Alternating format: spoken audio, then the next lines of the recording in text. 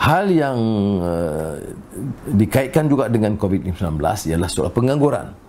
Ketua Pengarah Jabatan Perangkaan keluarkan kenyataan hari ini tentang angka bulan Februari. Maknanya sebelum COVID-19 sudah naik sedikit angka pengangguran. Itu tidak membimbangkan. Tapi saya nak rujuk juga kenyataan dia pada 8 Mei yang lalu. Ya. Pada kenyataan 8 Mei itu ya disebut tentang permulaan COVID dan peningkatan bulan Mac. Ya. Pengangguran pada bulan Mac meningkat 17.1% kepada 610,500 orang. Ya. Berbanding dengan 100,000 kurang. Maknanya naik dalam satu bulan pengangguran 100,000 lebih kurang.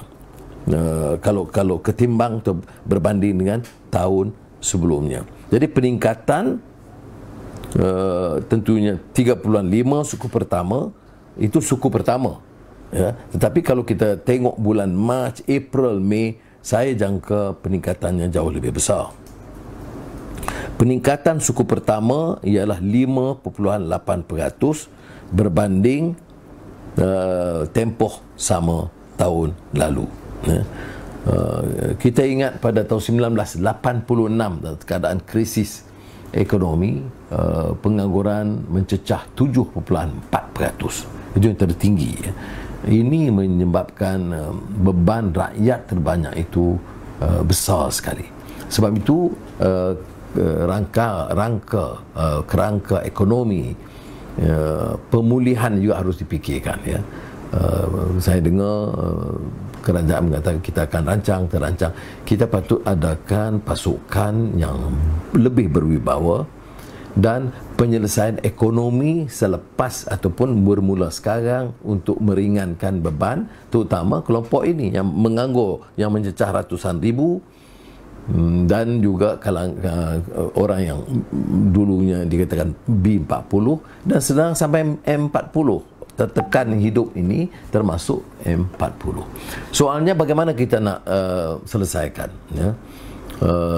Saya baca umpamanya pakar ekonomi Robert Rich menyebut di antara lain, dan ini ramai yang suarakan sebelumnya, kita nak selesaikan ekonomi, kita cari mana dulu? Nak selamatkan bank, nak selamatkan syarikat penerbangan, atau nak selamatkan petani, pertubuhan peladang, nelayan yang diwakili Nikmat dan Persatuan Nelayan, Peneroka Felda. Itu satu keputusan kebijaksanaan yang penting bagi saya dalam rangka program ekonomi.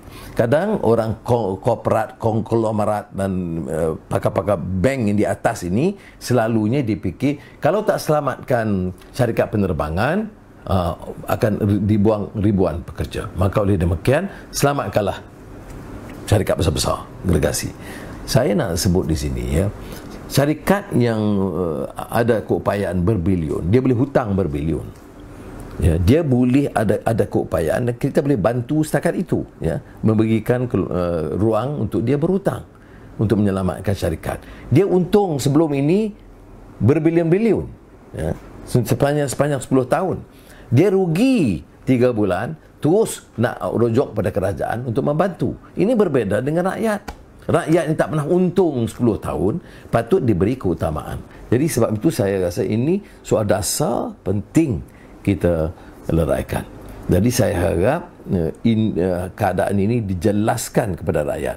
Kita tidak mahu ulangi kesilapan yang lalu. Bila nak selesaikan yang disebutkan bailout di Amerika Syarikat, itu umpamanya yang di bailout syarikat besar, syarikat-syarikat kewangan besar yang menyebabkan kerugian. Dia rugi itu sebab apa? Sekarang adalah COVID. Tapi kadang-kadang pengurusan. Gaji dia 7 juta, 8 juta, 10 juta, 12 juta satu tahun. Ya. Jadi yang nak selamatkan dia tak ada pengorbanan apapun. Ya. Berbeda dengan kesengsaraan, derita, tanggungan rakyat di peringkat bawah. Ini bagi saya soal prinsip yang tak mungkin kita kompromi.